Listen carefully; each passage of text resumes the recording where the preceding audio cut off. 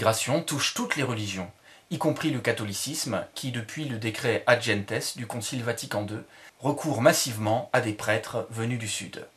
Quant au protestantisme, il est profondément renouvelé en France par l'impact migratoire. Le portrait robot du protestant moyen du XXIe siècle, ce n'est plus un homme mûr portant le béret, mais une femme migrante ou fille de migrante. Cet impact migratoire vient d'abord de la France d'outre-mer, avec en particulier un protestantisme antillais très dynamique. Il vient aussi, plus globalement, du très vaste territoire circulatoire francophone, nourri en particulier par quelques géants africains à forte composante protestante, comme les deux Congos, le Cameroun ou la Côte d'Ivoire. Il existe aujourd'hui, en France, des centaines d'églises de migrants, sans compter les milliers d'églises locales et paroisses renouvelées de l'intérieur par des migrants arrivés au cours du dernier quart de siècle. Et ce n'est qu'un début. À moins de placer un douanier tous les 50 mètres, ce processus va se poursuivre. Mais comment ça se passe ? D'aucuns tirent rapidement la conclusion du communautarisme et du hiatus jugé irréparable entre un protestantisme acclimaté au camembert et au vin rouge et un protestantisme d'outre-mer entre manioc et gombo, réputé communautariste.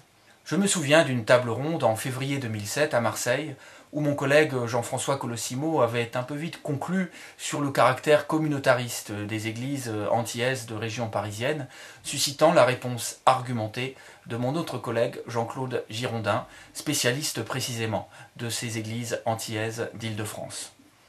La Nouvelle France protestante, ouvrage collectif réalisé grâce à 22 auteurs, permet d'y voir plus clair au sujet de cet impact migratoire et des débats qu'il suscite. Il permet aussi de revisiter le stéréotype selon lequel les églises protestantes installées seraient nécessairement bousculées par l'impact migratoire. En réalité, bien qu'il y ait effectivement des tensions, des interrogations, des débats, les choses sont plus complexes.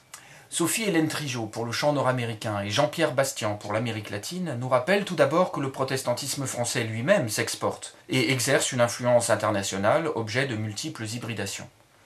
Ensuite, dans l'Hexagone, Pan Juliang, au sujet de la trentaine d'églises chinoises présentes sur le territoire, souligne que les logiques d'entre-soi communautaires sont une réalité incontestable dans le cas chinois, mais que ça change chez les jeunes, scolarisés dans les écoles françaises. Enfin, outre l'étude de Frédéric Desjean, qui illustre les capacités d'adaptation des églises de migrants aux contraintes spatiales de l'Île-de-France, la synthèse que Bernard Bouter nous propose entre les pages 300 et 313 rend compte de la grande diversité des scénarios d'interaction. Avec ce constat global, de façon générale cependant, la greffe a pris et le protestantisme français est désormais globalement multiethnique, multiculturel, multicolore entre guillemets, mais également créolisé entre guillemets, par l'apport de ces populations en matière d'expression de la foi, notamment au niveau musical avec l'expression des chorales gospel. Pour conclure, le protestantisme français joue aujourd'hui plus que jamais sur le double sens de ce mot mosaïque, à la fois référence à Moïse et à l'héritage de la terre promise, et référence aussi à une création nouvelle, une création polychrome. Pour en savoir plus, c'est tout simple. Vous ne vous êtes pas encore procuré la Nouvelle France protestante ? Précipitez-vous. L'ouvrage est paru en 2011 aux éditions Labor Fides.